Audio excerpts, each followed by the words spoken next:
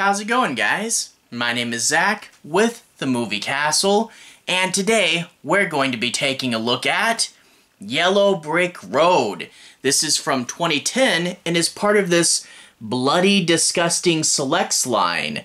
That's pretty cool. Quick note though, Yellow Brick Road is all one word with no spaces. If you guys are looking this movie up on the internet, keep that in mind or it'll be a lot harder to find this movie. Anyway, this is directed by Holland and Andy Mitton, and the movie stars Cassidy Freeman, Anessa Ramsey, and Wilkof. And overall, this is a movie I went into not knowing much about it. I just thought, hey, let's watch all these Bloody Disgusting Selects movies. I've been collecting quite a few of them.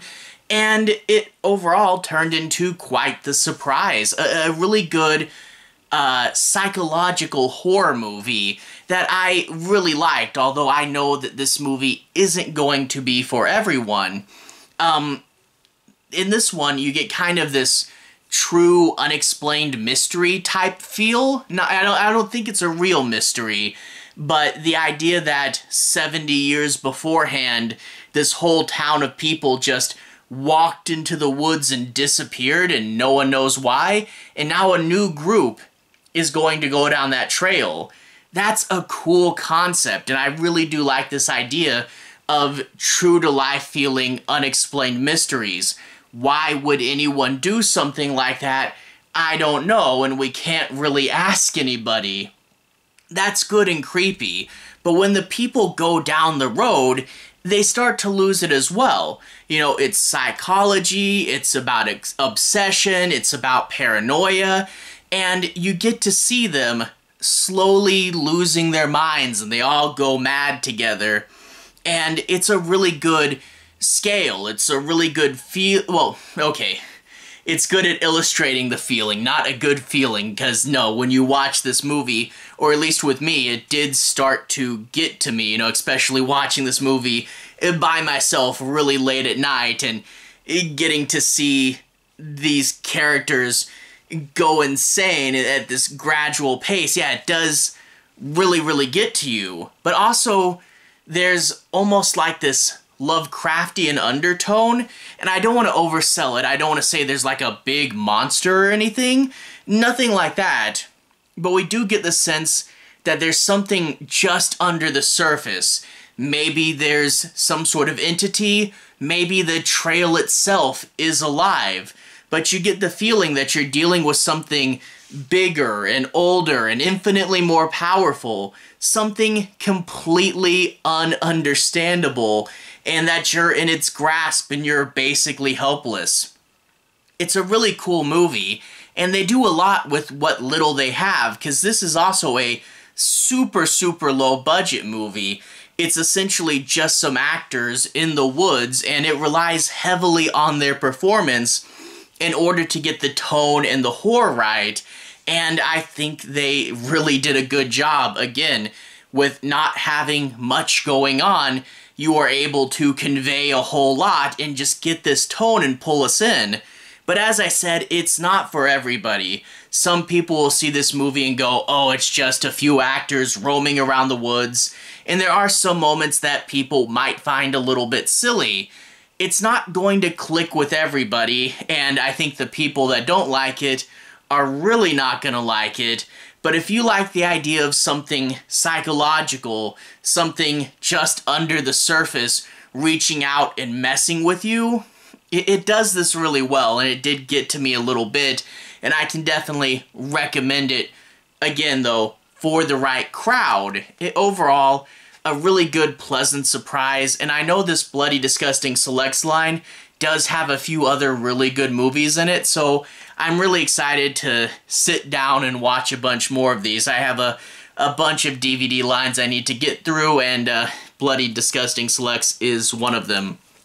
Anyway, without further ado, I want to move into a deeper analysis. I'm going to talk a bit about the plot and a few of those interesting plot elements. I'm not going to be spoiling the end. I don't have to go to the ending to talk about the movie, but I will be talking in more specifics and doing a bit of a deeper dive. So without further ado, the plot. we open up talking about the old-timey disappearance, and you get photos and an audio recording, and it really does sell it as like a true happenstance. The idea that you have this small town, it's like 500 or so people, they're not doing really great, and a lot of them will go to the local theater and watch Wizard of Oz over and over again as a form of escapism. Well, one day they decide to literally escape. No one knows why, but everybody puts on their Sunday best. One guy gets a hand-cranked gramophone so they can have music without power, and everybody just walks into the woods. Eventually the government will go in and look for them, and they'll find lots and lots of dead bodies. People died either from the elements or from being murdered. Something happened, and the thing is though, they won't find nearly all of the bodies. Lots of people are just gone. There would be one survivor, but he would be quite insane and you can't really get any information out of him. It's a cool setup, and it really does feel like something that might have happened, and just the idea that no matter what you do, you can't really figure out why this happened, and I think that's really interesting as well. Now, we'll get a team of investigators, and they want to write a book, so they're getting a bunch of people, and the idea is they're going to go in this town and go down the trail as well. However, their GPS leads them to the movie theater. That can't be right, right? Well, lots of people in this town aren't helpful, and like to get basic information from the government, they really had to work at it. There's lots of obstacles and lots of hints that you really shouldn't go down the trail. But in this movie theater, there's a woman selling popcorn, and she says, "I'm from around here, I had relatives that went missing on that day. I can take you if you'll take me." So she takes them to the trailhead. This big stone marks it, and in spray paint it says, "Yellow Brick Road," and they go down it. And I do like getting to see them travel. They have this little ATV thing that they keep most of their supplies on, so it's kind of a weird visual of one car with a bunch of people walking around it and who gets to be in the car. And also you get to see the cartographers going out and measuring where they are in the landscape and doing lots of meticulous science. But they're not the only ones they brought along. They also brought along a psychologist. I mean, the last group of people went insane. Maybe we should do some sanity checks. And these will actually be from the point of view of like a camera. That'll be in the foreground and they'll be out of focus in the background. And we get to see these recordings, and we get to see like, you know, what's your earliest childhood memory? Speak gibberish until I tell you to stop. Make a gesture with your hand and do that until I tell you to stop. It's kind of funny how the sanity check kind of sounds a little insane, you know? But it's a good way to monitor our characters, get to know them personally, and watch their slow fall. And yeah, things will start to happen. And at first, you know, they kind of joke about it, you know? The GPS says we're in Australia. Haha, Australia jokes. Now we're in Guam. Not really putting together, hey, yeah, it's funny the GPS is doing that, but if we're lost, we're screwed, you know?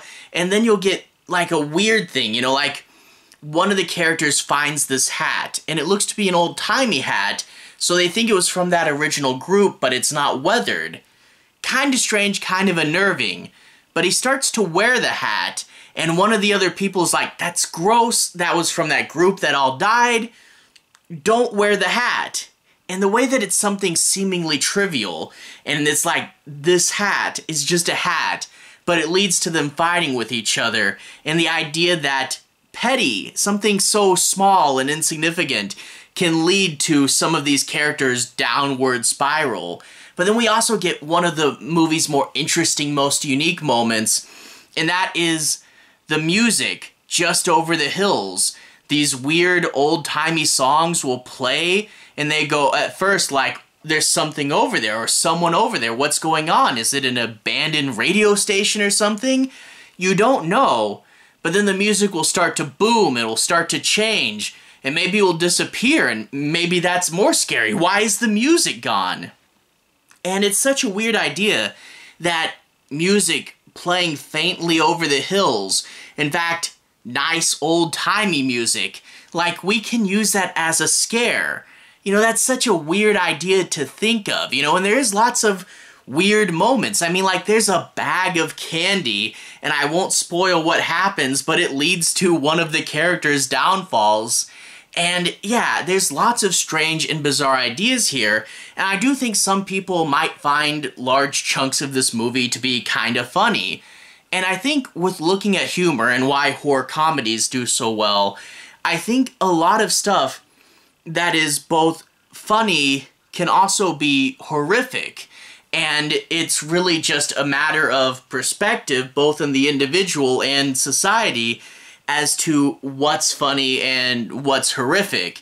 And there are some stuff, you know, like where the candy bag scene goes, or arguing about the hat, there are some stuff that can be read kind of funnily, but if you're in the right mood and if you're in the right headspace, you're like, oh, that's actually kind of messed up, you know? And it is mainly the performance. It's not so much, I mean, there are some bigger moments. There is actually a few good gore shots in this movie, but not a ton. And it is mainly the actors portraying this, and they all do a really good job at just showing you decaying mental states. It kind of Blair Witch in a way, you know? And I do like the idea of going into the woods and going mad, you know? It's something that is just good psychological horror. Overall, I can definitely recommend this movie. I can't wait to watch more of these bloody, disgusting selects. Hopefully I stumble onto some more classics as well. Anyway, to everyone who's watched so far, thank you for watching. To everyone who's liked and subscribed, thank you. You really are helping the channel out. I'll leave a relevant playlist on the bottom. If you guys want to see more, you can click there and see more. Anyway, have a good day. See you guys again very, very soon. Playlist on the bottom. Have a good day now.